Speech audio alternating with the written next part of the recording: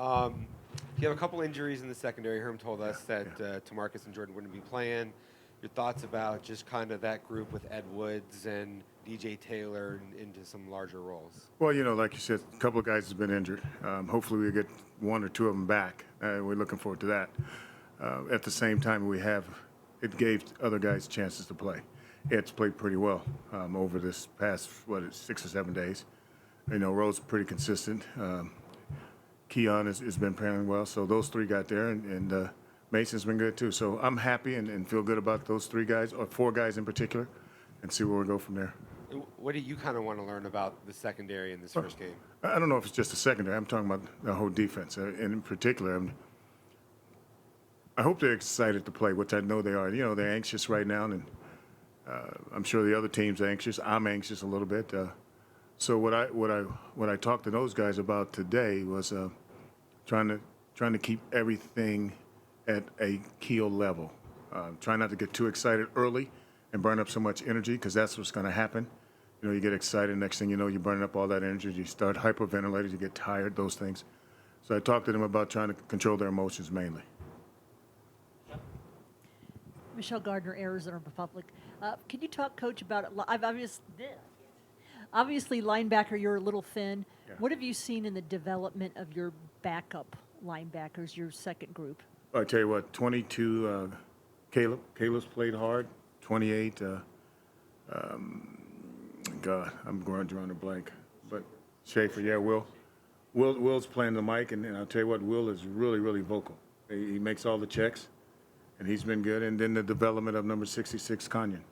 James, we got him playing a couple of different positions. He's playing the Will or the Sam, and then when we have some rush situations, we got him down, which gives us another extra guy rushing the passer. So the development of those guys has been good. Coach Michael Carrot-Tenuto, Sideline Sports. And to piggyback off that, I know a few weeks ago you talked about getting them to communicate more. Correct. So coming into this first game and Correct. as you wrap up camp, how do you feel that just in general, starters back up, the communication's been with each other on the field? Well, I tell you what, a little bit of the concern is what I call in the game. So I'm going to try to keep it so simple that we can make the right calls. We'll get after them a little bit, but for the most part, we talked about that this morning too, about, communication is going to be the number one thing, because again, if we don't communicate, anxiety's going to get in there. We're going to get frustrated. Next thing you know, the ball will be snapped and everybody be off kill. So communication is going to be a big thing, and they've done a good job all week, so I'm happy about that. Anybody? Your thoughts about just kind of your D-line rotation, because last year you had a third down whole group substitution, but Correct. This year it seems like some of those guys who are base down guys may stay out there, and maybe Anthony moves inside, or Trevez is out there, some base, some nickel. I'll tell you what we've been trying to do is I've given Rob the luxury to try to. The ones are probably 6 guys. So, normally you see 4 guys. So our ones we got about 6 guys that can rotate, and I felt good about that. So that's what you see. You don't see just 1s and 2s. You've seen more 1s, 6 reps, 6 guys. Let's just get it done. Whoever's in there, I'm happy with. I don't have a problem with them right now. Again, we got some talent, and I got to make sure, like I told Rob, let's let them play. Let's let them compete like we've been doing all spring and all fall and in the summer. Let's just let them go. So you'll see about 6 guys, 6 to 7, maybe 8. It just depends who's ever out there. I don't care. We don't have any 2s. That's what I'm getting to. We got all 1s. Coach, is there one player in particular that's made a huge jump from the start of fall camp to now, maybe? Any one guy that jumps in your mind that has improved? I would have to probably say Merlin. Merlin has taken on a different leadership. He sees that he's been here, 5 to almost 6 years, and right now it's his turn to lead and take over that position. So I would say it's Merlin. Really pleased with his development.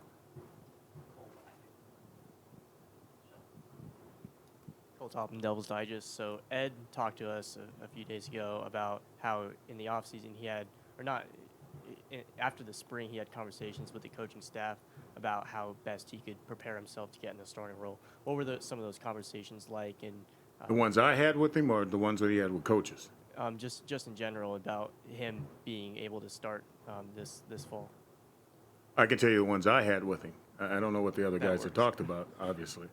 The ones I had with him was, when he first got here as a freshman, he played very hard, made some mistakes, competed, and then all of a sudden the next year we start bringing in more guys, and his participation, in my opinion, he practiced well.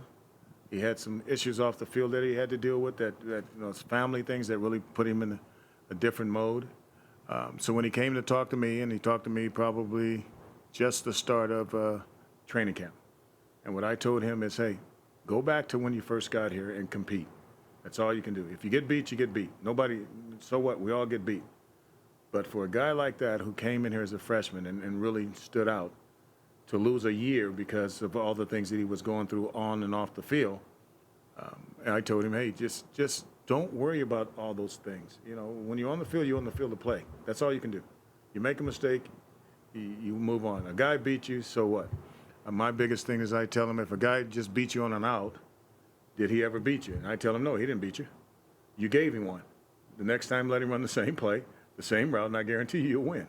So what I mean by that is usually technique that you lose on, not because of the guy being better than you. So that was my conversation with him. Now, what the other coaches said, I hope they told him something good.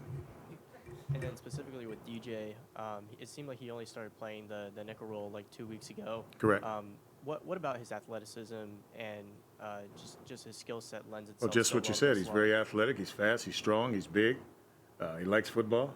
And, last year when I was coaching the secondary, I held him back a little bit. I didn't think he was ready to play at that particular time. Plus, I had other guys that was in there. You think about the guys that left here. It was 4 seniors. And then, I had Jordan playing nickel. So DJ was back there on special teams, and that's why I left him. So I held him back a little bit. But I also saw this year that, you got a guy that can flat run, and he's physical, and he loves football. And he can change direction. So I said, hey, let's put him at the nickel when Jordan went down. I said, let's put him at the nickel. Let's see what he can do. And he's proven that he's learning the position. I believe this. If we can put him in enough situations that it's repetition, so to speak, of what he's supposed to do, he'll skyrocket. I do believe that because of his athleticism. Coach, quickly on NAU, Kevin Daniels, pretty good running back. RJ Martinez can sling the ball at quarterback. He's got some good receivers. What are you doing game plan wise? Heck, I'm listening to you. You just gave me the everything you know. You gave me the pregame report on him, advance. Absolutely. The running back's pretty good running back. Ain't no doubt about that. Big, strong, 6'2", 220, physical guy. Will hit that thing downhill. And I'll tell you what, if you're a little DB, then you better bring your lunch pail because they'll run you over. The wide receiver number 10 and number 6. I mean, those guys can get down the field. They throw the ball. The quarterback will extend plays. Obviously, there's no doubt about that. We have to contain the quarterback. We'd like to say we got to be able to stop the run, but that's going to be difficult. I mean, they're going to run the football and throw it around. For us, we just got to make sure that we tackle well and get to the ball, and I keep it simple so we can play. We need to be able to play fast and keep the thing simple so everybody can play fast. That's my main objective right now, going in this game, trying to keep the ball in front, stopping the run, and try to keep the quarterback from extending plays. Is it tough to get guys geared up for a game against a Division I AA? I don't think so. I mean, they understand what happened to the team down the road. I mean, let's be honest. If you just want to look at that tape, look at that tape. They put one, NAU put one on the guys down the road. So I don't talk about it much. But like I said to them is, hey, we need to take care of our business and do what we're supposed to do at the being physical and running to the football and keeping the ball from going over our heads will help give us the best chance to win. That's just how I see it. Those things that give us the best chance to win. Now, if we can do those things, we got a chance. So. Chris, last question. Donnie, what's your sense of your ability to get to the quarterback with just 4? Because it seems like Trevez and Joe and others have that ability, and how much does that help if you can get that from them? You know how that is. If you get 4 guys to that quarterback, them DBs are sitting there saying, throw the ball. We hope, and we've trained all year, and sometimes I got to keep them off the quarterback here because, Rob's got them going pretty much. So I'm looking forward to seeing them play. I hope you are looking forward to seeing them play like I am. We're going to see if these 4 guys or 5 guys or 6 guys, like I said, up front can rush that pass. If we do that and we run to the football and we stop the run and keep the ball in front of us, we got a chance to win. Just a chance.